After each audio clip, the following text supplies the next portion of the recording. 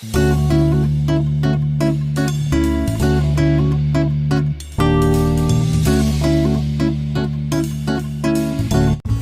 बच्चों, आज हम आईसीएसई बोर्ड के सेकंड सेमेस्टर के एग्ज़ाम के विषय में बात करेंगे, जिसमें हमने हिंदी विषय को लिया है। और इस विषय में विस्तृत बातचीत करने से पहले कुछ महत्वपूर्ण इंस्ट्रक्शन जो दिए गए हैं उनको भी समझ लेते हैं।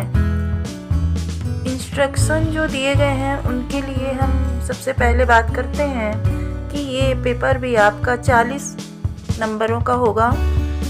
40 नंबर के प्रश्न पत्र को आपने पहले भी हल किया है, लेकिन वो पेपर जो है वो एमसीक्यू के रूप में था।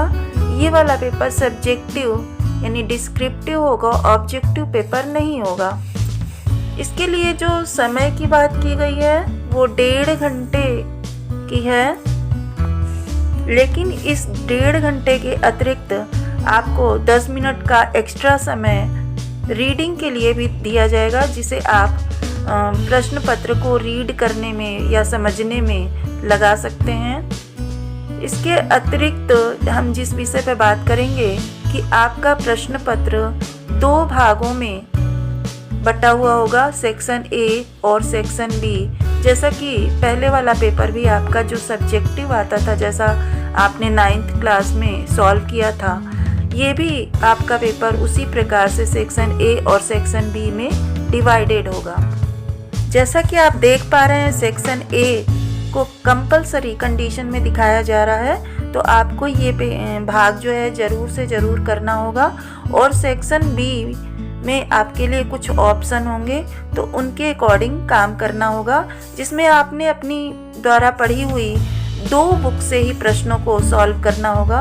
2 बुक के अलावा आपको तीसरी बुक अटेम्प्ट नहीं करनी होगी, जैसा कि आप लोग बहुत बार कर देते हो कि हम एक्स्ट्रा क्वेश्चन कर लेंगे, लेकिन आपको एक्स्ट्रा क्वेश्चन नहीं करना है। आपको 2 बुक जिसको आपने पढ़ी है उसी से संबंधित प्रश्नों को ही हल करना है।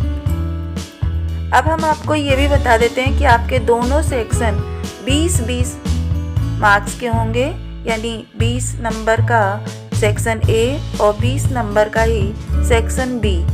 इनके सभी के अंक जो हैं प्रश्न के सामने ब्रैकेट में दिए होंगे, तो आप देख करके समझ लेंगे कि हमें कितने नंबर का प्रश्न है और कितना बड़ा उसे लिखना है, तो ठीक प्रकार से आपको समझ में आ जाएगा। अगर प्रश्न पत्र को हम ठीक प्रकार से समझ लेते हैं तो हमारा 50% कार्य जो है वो कम हो जाता है और हम प्रश्न पत्र को ठीक प्रकार से हल कर पाते हैं। अब हम लोग अपने प्रश्न पत्र के कंपलसरी पोर्शन की बात कर लेते हैं। तो इसमें 3 प्रकार के निबंध आएंगे, जो विचारात्मक शैली के होंगे या वर्णनात्मक शैली के, भावात्मक शैली या पक्ष विपक्ष शैली के अंतर्गत प्रस्ताव लेखन आ सकता है। इसके अतिरिक्त मौलिक कहानी लेखन भी आएगा और चित्र लेखन भी आएगा। मौलिक कहानी लेखन में क्या आएगा कि कोई लोकोक्ति होगी और उस लोकोक्ति को आधार बना करके एक कहानी का सृजन करना होगा। इसके अतिरिक्त जो है मैंने कई सारे वीडियो बनाए हैं, जिसमें आप निबंध को किस प्रकार से बहुत ही अच्छी प्रकार से लिख पाएँ, ये सारी चीज़ें दी हुई हैं। आप वहाँ पर जा कर के इसे भी देख करके सीख सकते हैं। इसके अतिरिक्त चित्र लेखन में आपके पास एक चित्र आएगा और उस चित्र के आधार पर आपको एक कहानी लेखन या उसका वर्णन करना होगा, जैसा कि आप चित्र में देख पा रहे हैं। जो समझने वाली महत्वपूर्ण बात है वह यह है कि पहले जहां प्रस्ताव लेखन 15 नंबर का होता था, वहीं अब प्रस्ताव लेखन जो है वो 12 नंबर का कर दिया गया है। ये काउंसिल द्वारा प्रिस्क्राइब प्रश्न पत्र का मॉडल पेपर प्रस्तुत किया गया है। और दूसरी समझने वाली बात यह है कि जहां पहले आप 250 शब्दों का प्रस्ताव लेखन करते थे, वहीं अब केवल मात्र 200 शब्दों का ही प्रस्ताव लेखन करेंगे। तो क्योंकि समय भी आपका घटा दिया गया है, इसलिए काउंसिल ने आपके समय के अनुसार ही आपके शब्दों को भी कम करने का पूरा प्रयास किया है। अब हम इस प्रश्न पत्र के दूसरे नंबर के प्रश्न को समझेंगे। यह भी हमारे ए सेक्शन का ही दूसरा प्रश्न है। इसमें समझने वाली दूसरी महत्वपूर्ण बात यह है कि पहले यह 120 शब्दों में प्रश्न दिया जाता था, अभी भी यह 120 शब्दों में ही हमें पत्र लिखना होगा, लेकिन नंबर जो है इसमें बढ़ा दिए गए हैं। पहले ये 7 नंबर का होता था, लेकिन अभी यह 8 नंबर का प्रश्न है हमारे प्रश्न पत्र में। तो इसमें ऑप्शन भी आपके लिए उपस्थित है, जिसमें औपचारिक और अनौपचारिक पत्र में से आप किसी एक का चयन कर सकते हैं। औपचारिक पत्र किसे कहते हैं? जो हम किसी बाहर वाले को पत्र लिखते हैं, यानी किसी अधिकारी को पत्र, किसी बिजनेसमैन को पत्र, किसी प्रिंसिपल को पत्र, किसी ऑफिस के किसी वर्कर को पत्र।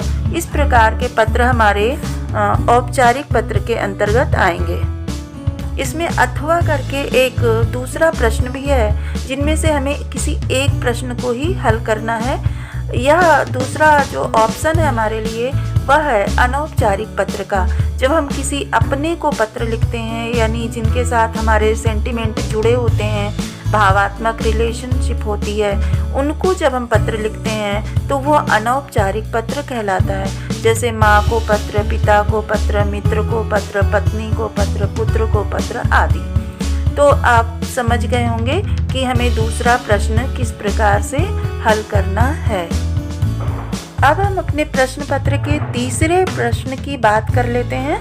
तो तीसरा प्रश्न हमारा बी सेक्शन से होगा और इसमें पहला भाग जो होगा वो साहित्य सागर का गद्य भाग होगा। जैसा कि आप देख पा रहे हैं कि इसमें 4 प्रश्न होंगे और पहले 2 प्रश्न 2-2 अंकों के होंगे और बाद वाले 2 प्रश्न 3-3 अंकों के होंगे। और ये 4 प्रश्न 4 चैप्टर से आए हुए हैं, जिसमें से पहला चैप्टर आपके पाठ्यक्रम का जो होगा वह है बड़े घर की बेटी। दूसरा पाठ जो होगा भीड़ में खोया हुआ आदमी। तीसरा प्रश्न आपका भेड़े और भेड़िए पाठ से लिया गया है। चौथा प्रश्न 2 कलाकार से लिया गया है। इनके राइटर जो हैं पहले वाले पाठ के प्रेमचंद जी हैं, दूसरे के लीलाधर शर्मा पर्वतीय जी हैं। तीसरे प्रश्न यानी कि तीसरा जो पाठ होगा उसके लेखक हरिशंकर परसाई जी हैं और चौथे पाठ के लेखिका हैं मन्नू भंडारी, जिन्होंने 2 कलाकार की रचना की है। तो अब आपको यहाँ पर समझ में आ गया होगा कि 4 प्रश्न आएंगे, चारों 4 पाठों से संबंधित होंगे और ये पहले 2 प्रश्न 2-2 अंक के होंगे, बाद वाले 2 प्रश्न 3-3 अंकों के होंगे। तो ये बात आपको अच्छे से समझ में आ गई होगी। इससे पहले वाले जो 4 पाठ हैं, जिनके पेपर आप पहले वाले प्रश्न पत्र में दे चुके होंगे, बात अठन्नी की, काकी, महायज्ञ का पुरस्कार और नेताजी का चश्मा। इसके अलावा अपना अपना भाग्य को काउंसिल ने हटा दिया था तथा संदेह पाठ जो जयशंकर प्रसाद जी द्वारा लिखा हुआ है उसे भी काउंसिल ने हटा दिया था। तो अभी आपको केवल 4 पाठों को अच्छी प्रकार से तैयार करना है। मैंने इससे संबंधित भी बहुत सारे वीडियो डाल रखे हैं, तो आप वहां जाकर के भी महत्वपूर्ण प्रश्नों के उत्तर देख सकते हैं। तो ये वाले भाग की बात आपको अच्छी प्रकार से समझ में आ गया होगा। इसके बाद हम चौथे प्रश्न की ओर बढ़ते हैं। चौथा प्रश्न साहित्य सागर के पद्य भाग से आएगा और यह भी बी सेक्शन का भाग होगा। तो चौथे प्रश्न में हमारा जो पाठ होंगे वो होंगे सूरदास द्वारा रचित पद पाठ, तुलसीदास जी द्वारा रचित विनय के पद और शिवमंगल सिंह सुमन द्वारा रचित चलना हमारा काम है। इसके अलावा सर्वेश्वर दयाल सक्सेना द्वारा रचित पद्य भाग मेघ आए पाठ को भी लिया गया है। इसमें भी 4 प्रश्न आएंगे और पहले 2 प्रश्न 2-2 नंबरों के होंगे तथा बाद के 2 प्रश्न 3-3 नंबरों के होंगे। जैसा कि आप प्रश्न पत्र के प्रश्नों में देख रहे हैं कि इन सभी पाठों से एक एक प्रश्न लिया गया है। पद्य भाग के जो पाठ अभी हमें नहीं पढ़ने हैं वो भी हम सुन लेते हैं एक बार, तो हमें थोड़ी आसानी होगी कि हम भटकेंगे नहीं। पहला पाठ था हमारा साखी कबीरदास जी द्वारा रचित, दूसरा कुंडलियाँ जिसे गिरधर कविराय ने रचा था, स्वर्ग बना सकते हैं रामधारी सिंह दिनकर, और इसके अतिरिक्त वह जन्मभूमि मेरी जिसे सोहनलाल द्विवेदी ने रचा था। इन पाठों को हमें बिल्कुल भी नहीं टच करना, नहीं पढ़ना है। इसके अतिरिक्त भिक्षुक पाठ और मात्र मंदिर की ओर, इन 2 पाठों को काउंसिल ने पाठ्यक्रम से हटा दिया है, तो इन पाठों को हमें बिल्कुल भी नहीं पढ़ना है। ये बात हम पूरी तरह से ध्यान में रखें। अब हम अपने प्रश्न पत्र के अगले भाग की ओर चलते हैं, यानी कि क्वेश्चन नंबर 5 की तरफ। यह प्रश्न हमारा नया रास्ता नाम के उपन्यास से लिया गया है, जिसकी लेखिका है सुषमा अग्रवाल। तो इसमें भी आप देख रहे होंगे कि 4 प्रश्न आ रहे हैं, और इन 4 प्रश्नों में से पहले 2 प्रश्न जो हैं वो 2-2 नंबर के हैं, बाद वाले 3-3 नंबर के 2 प्रश्न दिए हुए हैं। ये प्रश्न जो हैं वो अध्याय 14 से लेकर के अध्याय 26 तक के बीच में पूछे जाएंगे। अब हम अपने प्रश्न पत्र के अंतिम पड़ाव में पहुंच गए हैं, यानी कि 6ठा प्रश्न हमारे प्रश्न पत्र का और अंतिम प्रश्न हमारा एकांकी संचय से लिया गया है, जिसमें हमें केवल 2 ही एकांकियों का अध्ययन करना है, क्योंकि 3 एकांकियां यानी कि संस्कार और भावना, मात्र भूमिका मान और बहू की विदा, ये हमने पहले फर्स्ट सेमिस्टर के प्रश्न पत्र में सॉल्व कर लिया था। अभी हमें केवल 2 ही एकांकियों का अध्ययन करना है। पहला है सूखी डाली और दीपदान। इन्हीं 2 एकांकियों के आधार पर हमसे प्रश्न पूछे जाएंगे। एक एकांकी जो हमारे सिलेबस से यानी पाठ्यक्रम से काउंसिल ने हटा दिया है, वह है महाभारत की एक साँझ। आप जैसा कि देख रहे हो, यहाँ पर भी 4 प्रश्न 2 एकांकियों से पूछे गए हैं, जिसमें पहले 2 प्रश्न 2-2 अंकों के हैं और बाद वाले 2 प्रश्न 3-3 अंकों के पूछे जाएंगे। ये सारा प्रारूप जितना भी आपने प्रश्न पत्र का देखा, ये केवल क्लास 10th के लिए है।